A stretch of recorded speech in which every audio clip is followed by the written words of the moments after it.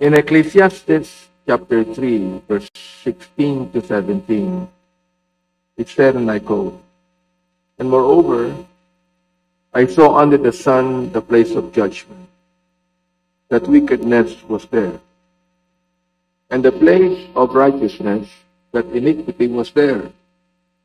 I said in mine heart, God shall judge the righteous and the wicked. For there is a time there for every purpose and for every work." And my dear colleagues, distinguished guests, resource person, at mga kabayan po natin ngayong umaga, we gather this morning not only to organize ourselves as a committee, but also to confront one of the most disturbing cases of human rights violation in recent years, a disappearance of more than 30 Sabongeros. This is a case that has haunted our country since January of 2022. For me, this issue hits especially close to home.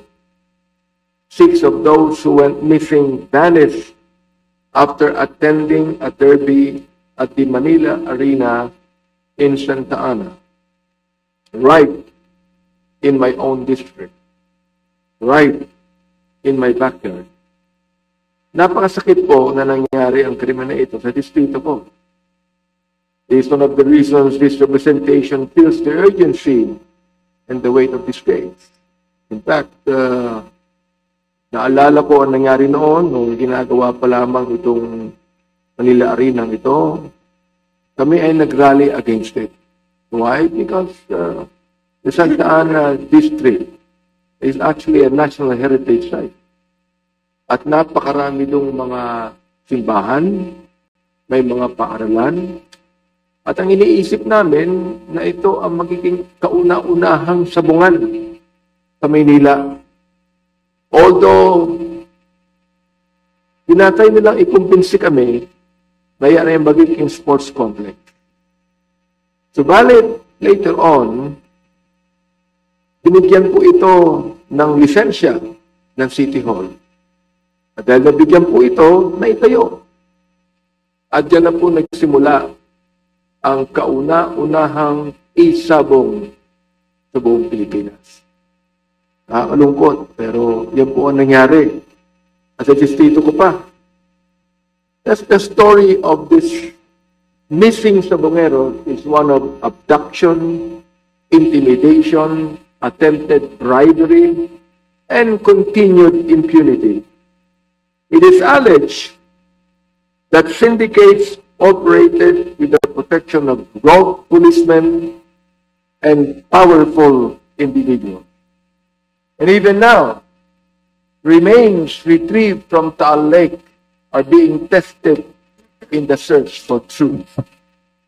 In my privileged speech on August 4, I stressed that these cases must be considered extrajudicial killing. A disturbing possibility is that what we once uncovered in the 19th Congress, abuses of power, killings covered up by authority, has continued and spread into new forms.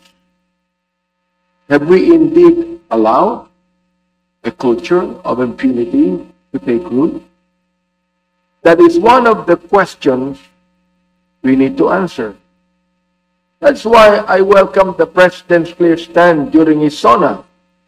At sabi niya, and I quote, "Pahabulin at pananagutin natin ang mga utak at mga sangkot, sibilyan man o opisyal, kahit malakas, mabigat o mayaman, hindi sila mangingibabaw sa batas." End of quote.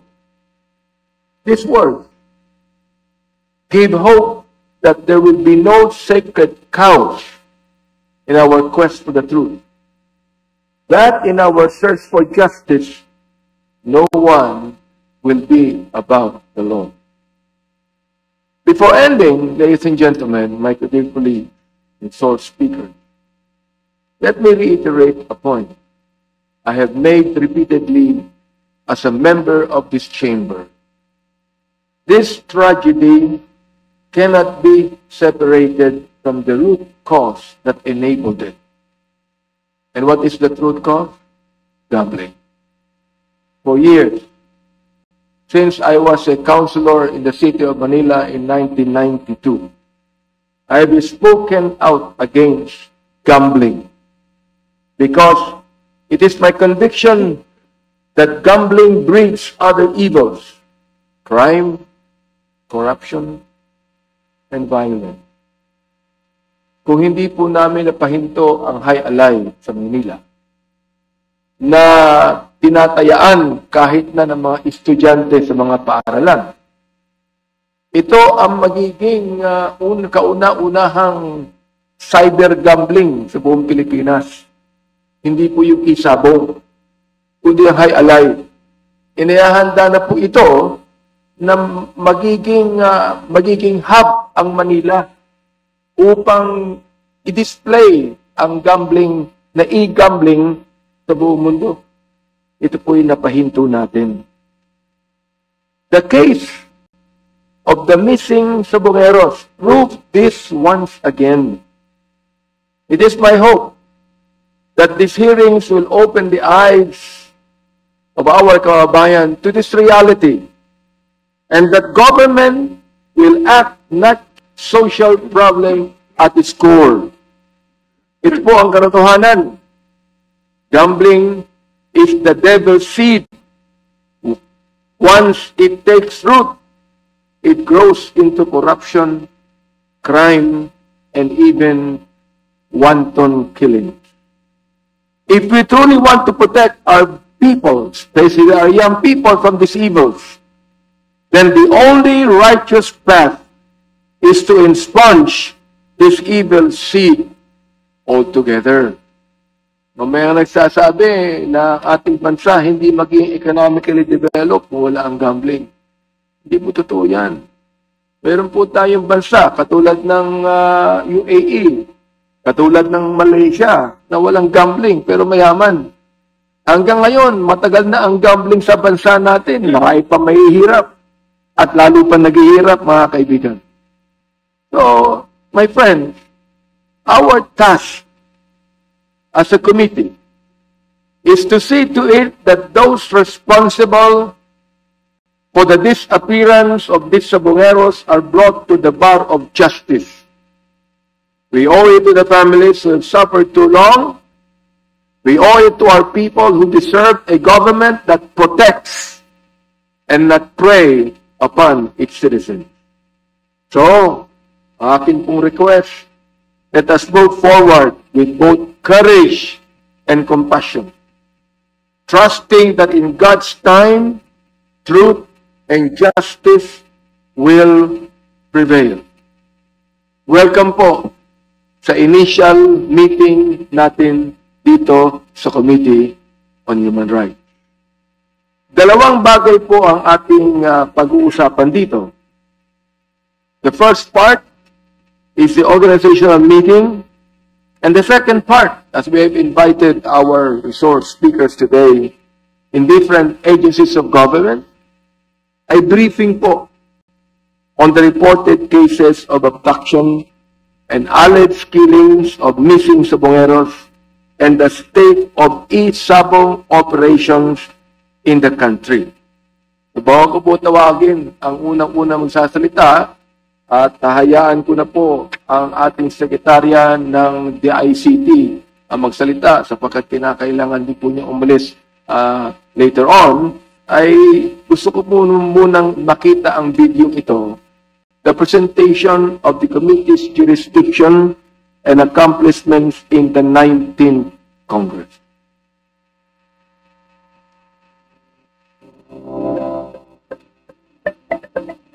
Jurisdiction and membership of the Committee on Human Rights. The committee has a statutory membership of 35 members. It has jurisdiction on all matters directly and principally relating to the protection and enhancement of human rights, assistance to victims of human rights violations and their families, the prevention of violations of human rights, and the punishment of perpetrators of such violations. The Committee on Human Rights has accomplished the following in the 19th Congress. The committee was referred with 65 measures as primary referrals. These measures include notable topics that have been taken up by the committee: the Rights of Internally Displaced Persons Act, Commission on Human Rights Charter, Magna Carta on Religious Freedom Act, National Preventive Mechanism Act, Human Rights Defenders Protection Act, Right to Adequate Food Act, Comprehensive Anti-Discrimination Act, as well as measures on the alleged extrajudicial killings committed during the implementation of the drug war policy of the Duterte administration. Of the 65 primary referrals, the committee was able to deliberate 42 measures, or 67% of the total measures. The Committee on Human Rights has engaged in the following activities. Number 1, courtesy meetings and dialogues with foreign delegations, such as dialogue with European Union delegation, interagency coordination meeting with the United Nations Special Rapporteur, Ms. Mama Fatima Singh, courtesy call of the British Embassy's political counselor, visit of United Nations Special Rapporteur, Ms. Irene Khan to the House of Representatives, courtesy call of the United Nations Subcommittee on Prevention of Torture and Other Cruel, Inhuman or Degrading Treatment or Punishment Delegation. Number 2, international conference and courtesy meetings attended, namely, the Second Annual Conference of the Global Council for Political Renewal, courtesy meeting with Representative Susan Wild, member of the U.S. House of Representatives representing Pennsylvania, 7th District, courtesy meeting with the Deputy Chief of Mission of the Philippine Embassy in the United States of America, and courtesy meeting with the Filipino communities in Washington, D.C., Philippine Embassy, USA. Number 3, Annual Human Rights Consciousness Week celebration with different themes each year. And number 4, conduct of camp visits with the Armed Force of the Philippines and the Philippine National Police. Committee on Human Rights is also one of the committees of the QuadCom in the 19th Congress, which achieved the following. The QuadCom held a total of 15 hearings on these issues: proliferation of illegal drugs, extrajudicial killings committed during the implementation of the anti-illegal drugs policy of the previous administration, alleged criminal activities and unlawful acts linked to Philippine offshore gaming operators, and other related matters. During the hearings, the invited pertinent resource persons shed light on the issues, and some even unearthed more information on cases that warrant further investigation. The QuadCom filed its committee report, which was adopted by the plenary on June 10, 2025. As a result of the inquiry in aid of legislation, the QuadCom filed 5 bills to address legislative gaps, namely, House Bills numbered 10986, 10987, 11043, 11117, and 10998. The QuadCom recommended the enactment of measures related to EJK and human rights, such as Commission on Human Rights Charter Act, Human Rights Violations Victims Compensation Act, mandatory autopsy on bodies of crime victims, deaths under mysterious and suspicious circumstances, establishment of forensic DNA database system, and establishment of a forensic science facility and professionalization of forensic pathologists.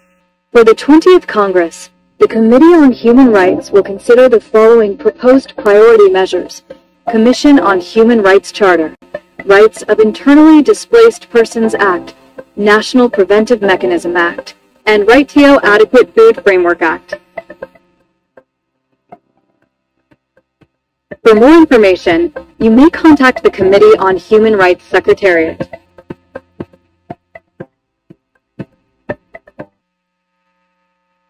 Maraming salamat po. Comsec, will you please also recognize the other members that came in just today? Yes, Your Honor. We'd also like to acknowledge the presence of Congressman Alexander T. Pimentel.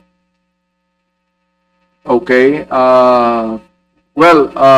Unang-una dapat section meeting natin. Anyway, nandito naman kayo lahat. So, we will just proceed with the briefing. Meron pang mga dumating, so I'd like Comsec to please recognize those resource speakers that just came in. In addition to the resource persons mentioned earlier, we